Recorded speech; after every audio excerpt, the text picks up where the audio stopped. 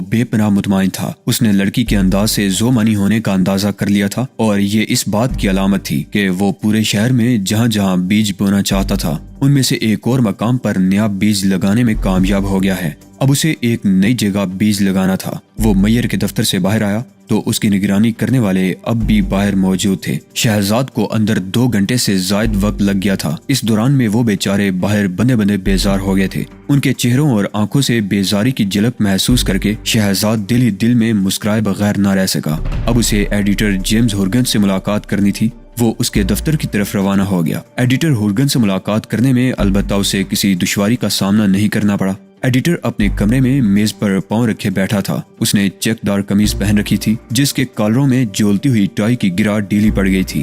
وہ ایک پتلی سی دار چیز سے ناخنوں کی صفائی میں مصروف تھا۔ اس نے ایڈیٹر سے سب سے پہلا سوال ہیروئن ہی کے متعلق کیا، جسے سن کر ہورگن ہنس پڑا اور دیر تک ہنستا رہا۔ پھر اس نے بمشکل ہنسی ضبط کرتے ہوئے کہا، کیوں نہیں، میرے علاوہ کون ہیروئن برآمد کر سکتا ہے؟ دراصل میری خواہش ہے کہ میرے بچے ابھی سے اس عادت میں مبتلا ہو جائیں، اور چونکہ ہیروئن اتنی آسانی سے کبھی نہیں ملتی اس لیے میری تمنا ہے کہ میں بہت بڑی مقدار میں اس کا ذخیرہ کر لوں تاکہ میرے بچے زندگی بھر آرام سے اسے استعمال کرتے رہیں۔ میں بے حد سنجیدہ ہوں مسٹر ہورگن، شہزاد بڑبڑایا۔ نہ جانے کیوں اسے ہورگن کی یہ بات سن کر بے پناہ اذیت کا احساس ہوا تھا۔ شاید اس کی ایک وجہ وہ تصویر تھی، اس عریاں لڑکی کی تصویر جو اسے دکھائی گئی تھی، تو وہ انسانیت کی اس تذلیل اور حسن کشی پر تلملا اٹھا تھا۔ یہ تصویر ہورگن کی بات ختم ہوتے ہی اس کے ذہن میں گھومنے لگی تھی۔ تم سنجیدہ ہو؟ ایڈیٹر نے چونک کر کہا۔ اس کے انداز سے یوں محسوس ہوتا تھا جیسے اس نے شہزاد کی بات کو پہلے مذاق ہی سمجھا تھا۔ اس نے بغور شہزاد کی طرف دیکھا اور جب اسے واقعی سنجیدہ پایا تو اس کی حیرت میں مزید اضافہ ہو گیا۔ پھر اس نے ایک طویل سانس لی۔ تمہارے انداز سے پہلے تو میں نے سنجیدگی کو محسوس ہی نہیں کیا تھا، ہورگن نے گہری متانت سے کہا۔ وہ شہزاد کو ایسی نگاہ سے دیکھ رہا تھا جیسے اس کے دل کو ٹٹولنے کی کوشش کر رہا ہو۔ ہڈسن منشیات کا دارالحکومت بن گیا ہے، شہزاد نے اپنی بات دہرائی، اور مجھے یقین ہے کہ تم اس دندے کے سرغنہ ہو مسٹر ہورگن۔ ہورگن کی آنکھیں ٹمٹماتی ہوئی محسوس ہونے لگی تھی۔ تم در حقیقت کیا چاہتے ہو بیٹے؟ ہورگن نے تیز سرگوشی کی۔ مجھے صرف حقائق کی ضرورت ہے۔ حقیقت یہ ہے برخوردار کہ ہیروئن کی ملک بھر میں کافی مانگ ہے۔ ایڈیٹر ہورگن اس انداز میں بولنے لگا جیسے وہ اس موضوع پر شہزاد سے کوئی بحث کر رہا ہو اور اس کی یہ کوشش ہو کہ شہزاد پوری طرح قائل ہو جائے، اور جب تک اس چیز کی مانگ رہے گی لوگ یہ دندہ کرتے رہیں گے، اور جب تک یہ چیز غیر قانونی رہے گی اس کے دام آسمان کو چھوتے رہیں گے۔ جو لوگ اسے فروخت کریں گے وہ سب کے سب مجرم ہی کہلاتے رہیں گے۔ اگر تم ڈاکٹر سے نسخے میں ہیروئن لکھوا کر اسے عام دوا کی طرح کسی دوا فروش کے ہاں سے خرید سکو تو ہیروئن کی اسمگلنگ خود بخود دم توڑ جائے گی۔ آپ کا مطلب ہے کہ اس طرح نشے باز پیدا نہیں ہوں گے؟ شہزاد کے لہجے میں تلخی تھی۔ وہ خستہ حال برہنہ حسین لڑکی ایک بار پھر اس کے ذہن میں گھومنے لگی۔ تم تو یہ بات اس طرح کہہ رہے ہو جیسے اس وقت کوئی نشے باز سرے سے موجود ہی نہیں ہے۔ ایڈیٹر غرایا۔ اس چیز کو قانونی حیثیت دینے سے ہوگا یہ کہ منشیات ان لوگوں کے لیے غیر منافع بخش اشیاء ہو کر رہ جائیں گی۔ جب ان منشیات فروشوں کو اس دھندے میں کوئی فائدہ نہیں ہوگا تو لازماً یہ لوگوں کو اس نشے کا عادی بنانے کی کوششیں بھی ترک کر دیں گے، اور یوں منشیات کا دھندا ختم ہو جائے گا۔ کیا اس طرح پورا ملک نشے بازوں کا ملک نہیں بن کر رہ جائے گا؟ شہزاد نے سوال اٹھایا۔ یہ کس خوشی میں؟ مورگن غرایا۔ شاید اسی وجہ سے تم اتنی بڑی مقدار میں ہیروئن اسمگل کر رہے ہو، ٹھیک ہے نا؟ سنو برخوردار، ہورگن نے اس کی آنکھوں میں جھانکتے ہوئے کہا، ایک صحافی کی حیثیت سے میں تو تقریباً اپنا وقت پورا کر چکا ہوں۔ تم ابھی جوان ہو اور تمہیں بہت کام کرنا ہے، لیکن میں دیکھ رہا ہوں کہ تم احمق ہو۔ تم میگزین رائٹر ہو، یہی کہا تھا نا تم نے؟ شہزاد نے جواباً اسبات میں سر ہلا دیا۔ کیا کبھی اخباری صحافت کا بھی موقع ملا ہے؟ نہیں، شہزاد نے برا سمو بنایا۔ بعض پیشے ایسے بھی ہیں جنہیں میں بڑی سے بڑی رقم کے عزم بھی نہیں اپنانا چاہتا۔ ہورگن کا کہا بڑا جاندار تھا۔ یہ تم سے کس نے کہا کہ صحافیوں کی اکثریت دولت میں کھیل رہی ہے؟ بہت شکریہ جناب۔ شہزاد جانے کے ارادے سے اٹھ کھڑا ہوا۔ اس انٹرویو کے لیے بہت بہت شکریہ، میں آپ کو ہمیشہ یاد رکھوں گا۔ ہورگن کھسیا کر ہنس پڑا۔ بہرحال میری طرف سے ساری دعائیں تمہاری کامیابی کے لیے وقف ہیں۔ خدا کرے کہ تم انسانیت کو اس لعنت سے نجات دلانے میں کامیاب ہو جاؤ۔ شہزاد دروازے سے باہر آ گیا۔ اس نے برابر کے کمرے میں چند صحافیوں کو بیٹھے دیکھا۔ ان کا انداز زندہ لاشوں جیسا تھا جو بے حس و حرکت بیٹھی اپنے سامنے رکھے ہوئے کاغذات پر ہاتھ مار رہی تھی۔ شہزاد نے سوچا کہ یہ صحافی جسمی طور پر تو زندہ ہیں، کاش ان کو عملی طور پر بھی زندہ کیا جا سکے۔ صحافت زندہ ہو تو کوئی قوم کبھی غیر صحت مند نہیں ہو سکتی۔ باہر آ کر اس نے سرسری نگاہ سے ادھر ادھر دیکھا جیسے اسے کسی خاص چیز کی تلاش نہ رہی ہو، لیکن در حقیقت وہ گہری گہری نگاہ سے ان لوگوں کا جائزہ لے رہا تھا جو اس کا پیچھا کرتے ہوئے یہاں تک چلے آئے تھے۔ اس نے ایک ٹیکسی روکی اور ڈرائیور کو آہستہ ڈرائیو کرنے کی ہدایت کر کے شہر کے مشرقی حصے کی طرف روانہ ہو گیا۔ اس نے پیچھا کرنے والوں کو دیکھ لیا تھا اور وہ لوگ اب بھی اس کا تعاقب کر رہے تھے۔ اس نے ٹیکسی سے اترتے وقت دربان کی طرف دیکھا اور سوچا کہ اس شخص کو زیادہ سے زیادہ $50 دے دیے جائیں تو کوئی شخص اس سے کوئی بات معلوم نہیں کر سکے گا اور یوں وہ ان پیچھا کرنے والوں سے بآسانی پیچھا چھڑانے میں کامیاب ہو جائے گا۔ دربان کو خوش اور حیرت زدہ کرنے کے بعد وہ لفٹ میں سوار ہو کر 10ویں منزل تک گیا اور قالین پر رقص کرنے کے سے انداز میں چلتا ہوا اپنے اپارٹمنٹ کی طرف بڑھ گیا۔ اس نے جو انداز اختیار کیا تھا یہ دنیا کا سب سے خطرناک انداز تھا، لیکن صرف ٹائیگر جیسی شخصیت ہی اس قسم کا انداز تفتیش اختیار کرنے کی جرات کر سکتی تھی۔ ٹائیگر کوئی سراغ رساں نہیں تھا، وہ ایک طاقت تھا جس کے سہارے اس کا ہر کھیل کامیابی سے ہمکنار ہو جاتا تھا۔ وہ سپرمین تھا اور سپرمین کا ہر کھیل کامیابی سے ہمکنار ہو جاتا تھا۔ وہ سپرمین تھا اور سپرمین ہونا کوئی ناممکن بات نہیں ہے۔ ہر انسان ہمت اور مسلسل محنت سے ایسی حیثیت اختیار کر سکتا ہے۔ وہ اپارٹمنٹ میں داخل ہوا تو کمرے میں نیم تاریکی تھی۔ اس نیم تاریکی میں اس نے اپنے استاد اوشان کا زرد چہرہ دیکھا۔ وہ ٹی وی کے سامنے بیٹھا کوئی پروگرام دیکھ رہا تھا۔ شہزاد کو ہنسی آ گئی۔ ٹی وی دیکھتے وقت بھی اوشان نے کنول کا آسن اختیار کر رکھا تھا۔ اس نے اوشان کو چھیڑنا مناسب نہیں سمجھا کیونکہ وہ جانتا تھا کہ کنول کے آسن میں براجمان ہونے کے بعد اوشان کی توجہ جس طرف مرکوز ہوتی ہے وہ اسی طرف ذہنی طور پر مصروف رہنا پسند کرتا ہے اور خاص وجہ کے علاوہ خود کو ڈسٹرب کرنا اسے ہرگز پسند نہیں تھا۔ شہزاد نے ٹیلی فون کا ریسیور اٹھایا اور ایک نمبر ڈائل کیا۔ جب دوسری طرف 3 بار گھنٹی بج گئی تو اس نے سلسلہ منقطع کر دیا اور قدرے توقف کے بعد دوبارہ نمبر ڈائل کیا۔ اس مرتبہ بھی اس نے 3 گھنٹیاں بجتے ہی کریڈل دبا دیا تھا۔ ریسیور رکھنے کے بعد اس نے الماری میں سے ایک ٹرانسمیٹر نما آلہ نکالا۔ اس کا ایک بلب سپارک کر رہا تھا۔ شہزاد نے بٹن آن کر دیا۔ بٹن دبتے ہی ایک آواز سنائی دینے لگی۔ کیا رہا؟ کچھ دیر بعد شہزاد نے سوال کیا۔ ابھی تک مال باہر نہیں گیا، حالانکہ خریداروں میں خاصی بے چینی پھیلی ہوئی ہے۔ یہ بات ہمیں اچھی طرح معلوم ہو چکی ہے، لیکن کوئی سراغ نہیں مل رہا کہ مال کہاں موجود ہے۔ تم اپنی سناؤ، آج کا دن کیسا گزرا؟ آج کی حد تک بہت اچھا۔ کوئی خاص بات؟ صرف یہ کہ میں نے اپنے سلسلے میں لوگوں کو دلچسپی لینے کے لیے مجبور کر دیا ہے۔ شہزاد نے ہنس کر کہا۔ بہت خوب۔ دوسری طرف سے تائید کی گئی۔ تم لوگ منشیات کا سراغ لگانے والی مشینوں کو ہڈسن شہر میں جگہ جگہ نصب کر چکے ہو؟ ہاں، لیکن ناکامی ہی ہوئی ہے۔ اس کا مطلب ہے کہ مال ابھی انڈر گراؤنڈ ہے۔ شہزاد نے تبصرہ کیا۔ آج اچانک ہی میرا ایک پرانا دوست سامنے آ گیا تھا۔ ہاں، مجھے معلوم ہو چکا ہے۔ تمہارے چیف نے اس بات کی توقع کی تھی کہ ایسا ممکن ہے۔ رسمی سی چند باتوں کے بعد ٹرانسمیٹر نما آلہ خاموش ہو گیا۔ شہزاد نے اس آلے کو الماری میں رکھ دیا اور باتھ روم میں جا گھسا۔ رات کو جب وہ سونے کے ارادے سے لیٹا تو اس کے دل و دماغ کی دنیا میں ہلچل سی مچ گئی تھی۔ اس نے آنکھیں بند کر لی اور ذہن کو ہر قسم کے خیالات سے آری کرنے میں مصروف ہو گیا، لیکن بار بار لفٹ میں اچانک نظر آ جانے والا چہرہ اس کے ذہن میں گھس آتا۔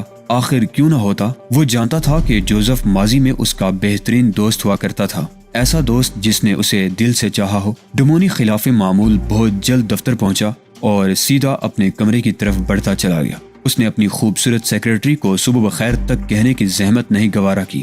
وہ گہری سوچ میں ڈوبا ہوا تھا۔ اس میگزین رائٹر شہزاد نے اسے بری طرح پریشان کر رکھا تھا۔ اس نے پہلے تو بوکھلا کر اپنے کارندے ویلی کو مسٹر گاسو کے پاس بھیج دیا تھا، لیکن بعد میں صورتحال پر نظر ثانی کر کے اس نے شہزاد کو قتل کروانے کا ارادہ ملتوی کر دیا۔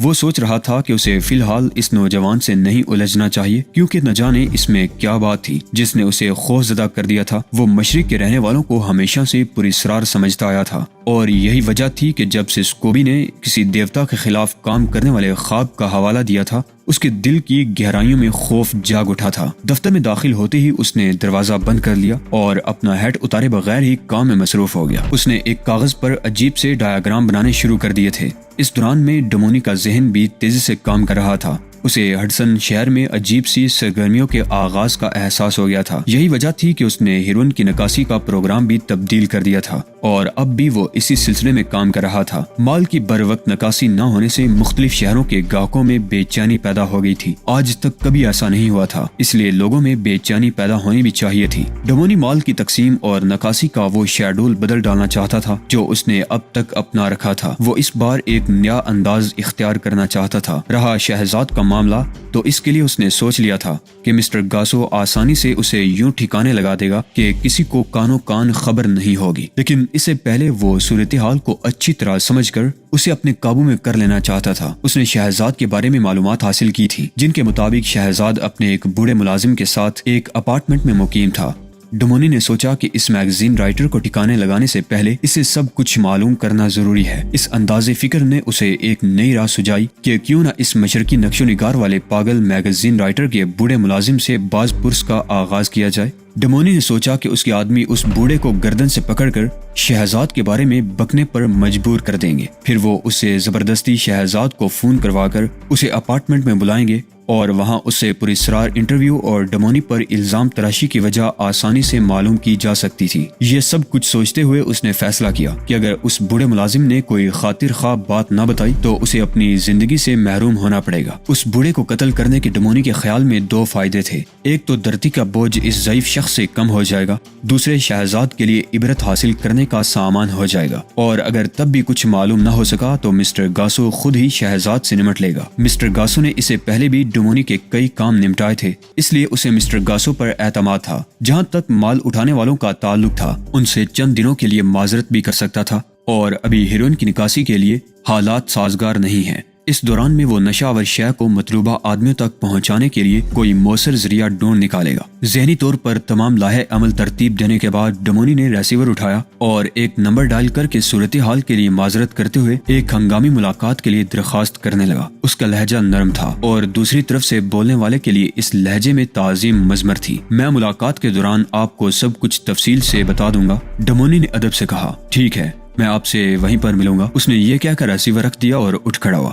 وہ دفتر سے باہر آ گیا۔ اس کا خاص کارندہ ویلی طے شدہ وقت کے مطابق کار کے قریب ہی موجود تھا۔ ڈمونی نے کار میں بیٹھنے کے بعد ویلی کو لاہے عمل سمجھانا شروع کر دیا کہ مسٹر گاسو کو کب اور کیسے کام کرنا ہے، نیز اس سے پہلے دوسرے آدمیوں کو شہزاد کے بوڑھے ملازم سے کس انداز میں باز پرس کرنی ہے۔ وہ بولتا رہا اور ہدایات دیتا رہا، جبکہ ویلی اس دوران میں بڑی احتیاط سے ڈرائیونگ میں مصروف رہا تھا۔ جیسے ہی ویلی کو یہ معلوم ہوا کہ ڈمونی نے کرائے کے قاتل مسٹر گاسو سے سرے دست کام لینے کا ارادہ ترک کر دیا ہے تو اس نے سوچا کہ میگزین رائٹر کے بوڑھے ملازم سے ملاقات کے لیے خود ہی جائے گا۔ اس نے جیسے ہی یہ خواہش ڈمونی پر ظاہر کی تو ڈمونی نے اس کی تجویز کو رد کر دیا۔ نہیں، ڈمونی کا لہجہ خشک تھا، مجھے تمہاری ضرورت ہے، اس لیے تم میرے ساتھ رہو گے۔ میں تمہیں پوری طرح ہدایات دے کر رخصت کروں گا تو تمہیں وہی کام کرنے پڑیں گے جن کا حکم دیا جائے گا۔ ویلی نے اس بات میں سر ہلا دیا۔ اسے اپنی اہمیت کا احساس تھا۔ وہ ایسے کئی افراد کو جانتا تھا جو مسٹر ڈمونی سے ہیروئن خریدتے تھے۔ ڈمونی نے اسے ان لوگوں تک معذرت کا پیغام پہنچانے کے ارادے سے روک لیا تھا۔ ایک جگہ اس نے کار رکوائی اور ویلی کو ایک بار پھر تاکید کر کے رخصت کر دیا۔ اب وہ خود ہی کار ڈرائیو کر رہا تھا۔ اس کی کار تیزی سے ایک سمت میں جا رہی تھی۔ شہر کے مغربی حصے کی جانب اس نے 20 منٹ تک سفر کیا، حتیٰ کہ اس کی کار ایک بہت بڑے گیٹ سے گزر کر ایک عمارت کے کمپاؤنڈ میں داخل ہو گئی۔ کمپاؤنڈ میں کار روک کر وہ فوراً ہی نیچے نہیں اترا بلکہ عقب نما آئینے میں دیکھتا رہا۔ کچھ ہی دیر بعد ایک سیاہ کار اس کی گاڑی کے عقبی حصے میں آ کر رک گئی۔ اس نئی کار میں بیٹھتے ہی ڈمونی نے کار میں لگے ہوئے فون پر اپنے دفتر سے رابطہ قائم کر کے کہہ دیا کہ اس سے ملاقات کے خواہش مند تمام افراد کی ملاقاتوں کا وقت اگلے روز کے لیے مخصوص کر دیا جائے، اور اس دوران میں آنے والے اہم فون کالز کے جواب میں یہ کہہ دیا جائے کہ سپہر کے بعد خود ڈمونی ان لوگوں سے رابطہ قائم کرے گا۔ یہ سیاہ کار ڈرائیو کر کے لانے والے کو اس نے فوراً ہی واپس بھیج دیا تھا۔ پھر وہ خود اس کار کو چلاتا ہوا اس میگزین کے دفتر کی طرف روانہ ہو گیا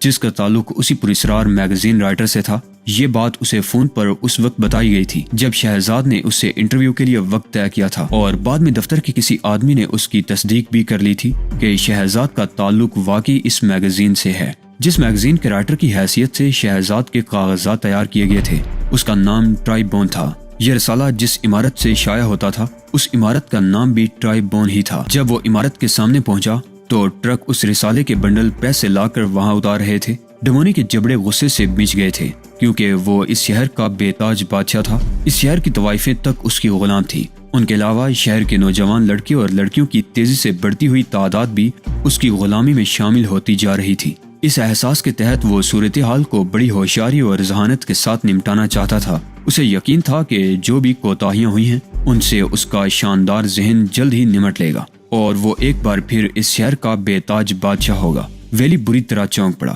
اس کی نگاہ ایک ٹرک کے عقبی حصے پر پڑی جہاں ایک دبلے پتلے اور سکڑے سکڑے سے چہرے والا شخص ایک عجیب سی مشین لگائے اسے لوگوں کی طرف دیکھ رہا تھا۔ جیسے ہی اس مشین کا رخ ویلی کی طرف ہوا اسے خود بخود یہ احساس ہو گیا کہ وہ سکڑے ہوئے چہرے والا شخص اس کے لیے ناپسندیدہ عنصر ہے۔ اس نے کار کو ٹرک کے سامنے اس انداز میں روکا کہ ٹرک ڈرائیور آگے نہیں بڑھ سکتا تھا۔ کار سے اتر کر ویلی ٹہلتا ہوا ٹرک کے عقبی حصے کی طرف آیا اور سکڑے ہوئے چہرے والے شخص سے بولا، یہ تم نے ٹرک میں کون سی مشین لگا رکھی ہے اور اس سے کیا کر رہے ہو؟ یہ محکمہ زراعت کا ٹرک ہے جناب، اس مشین سے کاروں کو کوئی نقصان تو نہیں پہنچتا؟ اوہ نہیں جناب، سکڑے ہوئے چہرے والے شخص نے اس کی ہمکانہ بات پر کھلکھلا کر ہنستے ہوئے کہا، یہ ایک طرح سے ایکس رے مشین ہے جس کی شعاعیں دانت میں سے گزر جاتی ہیں اور دانت کو ذرا سا بھی نقصان نہیں پہنچتا۔ اس آلے سے گاجروں، مولیوں اور اسی قسم کی دوسری چیزوں کو دیکھا جاتا ہے، یا پھر یہ شعاعیں ان پودوں کو بے نقاب کر دیتی ہیں جنہیں کسی نے کار میں چھپا رکھا ہو۔ پودے؟ ویلی نے شدید حیرت ظاہر کی۔ کیسے پودے؟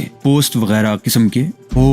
گویا یہ منشیات۔ پلیز۔ اس شخص کا رویہ فوراً ہی بدل گیا جیسے اسے اپنی حماقت کا احساس ہو گیا ہو۔ اس نے غالباً ویلی کو ایک معزز لیکن بلا وجہ فکر مند رہنے والا آدمی سمجھ کر چند باتیں کر لی تھی۔ میں تو تم سے محض دوستانہ نوعیت سے سوالات کر رہا تھا، ویلی نے بے ڈنگ پن سے مسکراتے ہوئے کہا۔ اگر تمہیں پودوں کی ضرورت ہے تو کسی نرسری میں کیوں نہیں جاتے؟ اور مولیاں گاجریں تو منڈی میں عام مل جائیں گی، یہ حکومت کا کام ہے، مداخلت نہ کرو۔ سکڑے ہوئے چہرے والا شخص مزید سکڑا سکڑا سا لگنے لگا۔ ٹھیک ہے، ویلی نے ایک طویل سانس لی، لیکن خیال رہے اگر میری گاڑی کو کوئی نقصان پہنچا تو میں پورے محکمہ زراعت میں ہلچل مچا دوں گا۔ سکڑے ہوئے چہرے والا شخص بڑبڑاتا رہ گیا۔